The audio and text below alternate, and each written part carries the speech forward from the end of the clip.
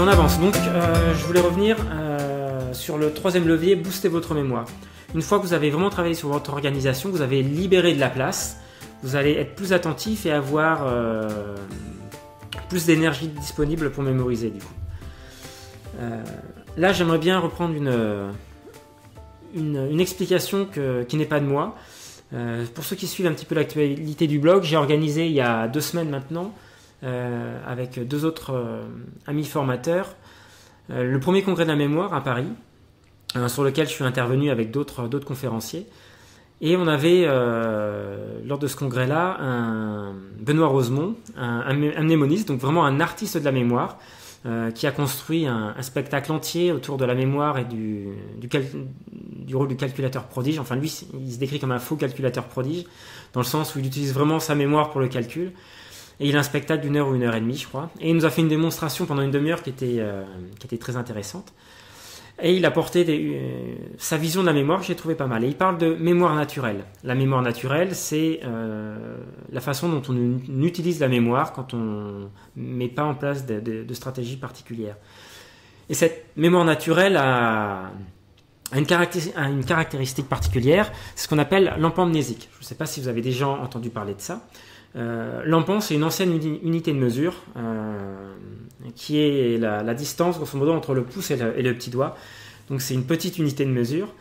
Et grosso modo, c'est le nombre d'informations que vous pouvez mémoriser à la fois. Et il y a eu beaucoup d'expériences qui ont été faites sur le sujet. Et toutes ces expériences reviennent sur le même nombre. C'est 7 informations à la fois. Alors 7 plus ou moins 2. Ça veut dire que si on vous présente une liste de 20 ou 30 mots, si vous en retenez entre 5 et 9, c'est que vous avez une mémoire naturelle tout à fait dans la moyenne. Si vous en mémorisez 15 ou 20, c'est que vous avez une mémoire naturelle plutôt exceptionnelle par rapport à la moyenne. Donc ça, c'est valide, c'est valable plutôt, vraiment si vous ne mettez rien de particulier en place. Ensuite, on pourrait aussi parler de mémoire artificielle, c'est-à-dire d'utiliser des méthodes, et des stratégies, des techniques, pour augmenter nos capacités de mémorisation. C'est là où on va vraiment faire appel à la mnémotechnique. Donc là, on a vraiment des astuces, des techniques. J'en ai parlé pas mal sur mon site. Et ça va vous permettre vraiment, si vous mettez à pratiquer ça, d'ouvrir un champ des possibles en termes de mémorisation qui est absolument phénoménal. On pense que la mémoire humaine, elle est quasiment illimitée en fait, la mémoire à long terme. À partir du moment où on utilise une stratégie globale pour mémoriser et que dans cette stratégie, on intègre différentes techniques qu'on va utiliser au bon moment et à bon escient. Le but vraiment, c'est de repousser vos limites et d'ouvrir votre conscience à autre chose en fait, tout simplement. Et cette explication-là, en construisant cette conférence, ça m'a fait penser à une histoire que j'avais lue il y a assez longtemps. Je crois que c'est, je ne sais pas si vous avez entendu parler de ça, je crois que c'est le record du monde de la course du 1 miles. Le mile, c'est 1,6 km et des poussières. Et alors je ne pourrais plus vous donner, je crois que c'était dans les années 50, même peut-être avant. Il était établi que c'était impossible de le courir en moins de 5 minutes, je crois. Qu'il y avait une limite de 5 minutes et il y avait même des scientifiques, des docteurs qui avaient pondu des théories comme quoi c'était physiologiquement impossible, le corps ne pouvait pas courir cette distance-là en moins de 5 minutes, par exemple. Et donc, pendant des années, on avait 5 minutes et des poussières comme record du monde. Et un jour, dans une compétition amateur, quelqu'un qui n'était pas au fait de cette limite-là a cassé ce record du monde et est descendu sous les 5 minutes. Et vous pouvez imaginer, ça fait un tollé dans le milieu de la course à pied. Et ce qui s'est passé, ce qui a été le plus extraordinaire, c'est que dans l'année en cours, l'année qui a suivi, ce record du monde a été battu de multiples fois et très rapidement. Et il y a eu une prise de conscience, en fait, par l'expérience, que c'était possible, et ça a ouvert un champ des possibles pour tous les coureurs, alors qu'ils s'étaient vraiment limités dans une croyance, en fait. Et je pense que, enfin, en tout cas, d'après mon expérience et d'après des expériences que j'ai menées avec des proches, que je vais vous décrire après, c'est vraiment ce qui peut se passer avec votre mémoire. C'est de sortir de votre croyance, de ce que vous pouvez faire, de ce que vous êtes capable de faire avec votre mémoire, et comme disent les Anglais, d'être out of the box, de sortir de la boîte, de sortir de votre cadre de référence, en tout cas en ce qui concerne la mémoire. Alors attention, ces méthodes, ça ne s'adresse pas forcément à tout le monde, ça demande un effort, mais ça ne demande pas du tout l'effort que l'on croit. Ça ne demande pas un gros effort de concentration, ça ne demande pas un effort intense. C'est assez paradoxal. C'est très facile en fait, et on est plutôt sur de la régularité. Il faut très très peu d'efforts en fait, mais répéter cet effort souvent. Alors ça ne veut rien dire, je suis d'accord, très peu d'efforts, je vais quantifier ça.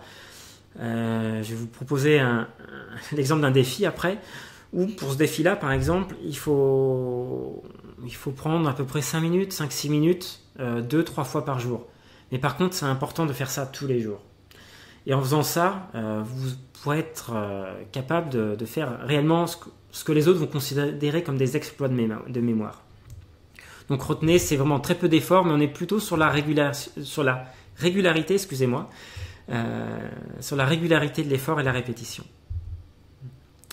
Et justement, à ce sujet-là, je suis en train de construire une formation pour vous aider à ouvrir ce champ des possibles en fait en termes de mémorisation. Et j'ai construit déjà tout le scénario pédagogique. Et donc voilà. Attendez, excusez-moi. Voilà les 5 parties en fait de cette formation-là et de ce que vous pourrez trouver dans cette formation-là. Je vous demande juste 30 secondes. J'affine mon affichage. Voilà. Donc c'est une formation que j'ai construite pour vous initier aux techniques vraiment efficaces, mais vraiment pour vous permettre de réaliser quelque chose d'exceptionnel. La première partie, c'est vraiment sur la construction, en fait, les explications sur comment fonctionne votre mémoire.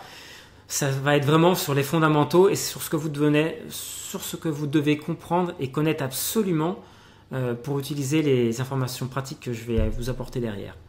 La deuxième partie, je vous proposerai vraiment une première expérience avec votre mémoire. Je vais vous montrer une vieille technique qui donne des résultats absolument fabuleux. J'utilise très souvent en formation et les gens sont scotchés systématiquement. Dans la partie 3, je vais vous montrer comment mémoriser ce qu'il y a de plus difficile, les chiffres et les nombres. Pourquoi c'est extrêmement difficile ? Parce que les chiffres et les nombres, c'est quelque chose d'abstrait.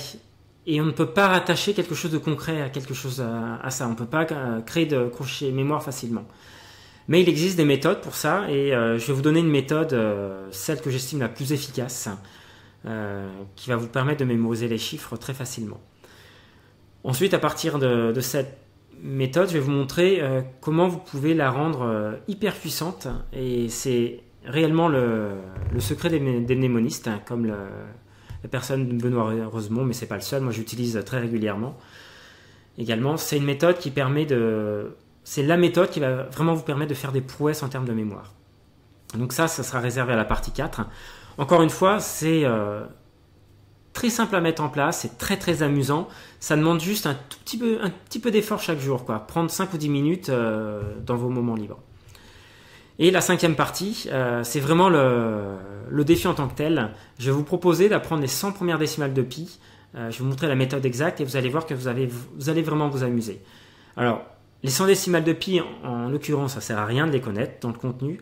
Ce qui va m'intéresser, c'est de vous montrer le comment. Et ce comment, les méthodes et les stratégies que je vais vous apprendre pour y arriver, vous pourrez les mettre en place dans tous les autres secteurs de votre vie derrière. Et si vous avez des enfants et des jeunes, ça va leur permettre d'ouvrir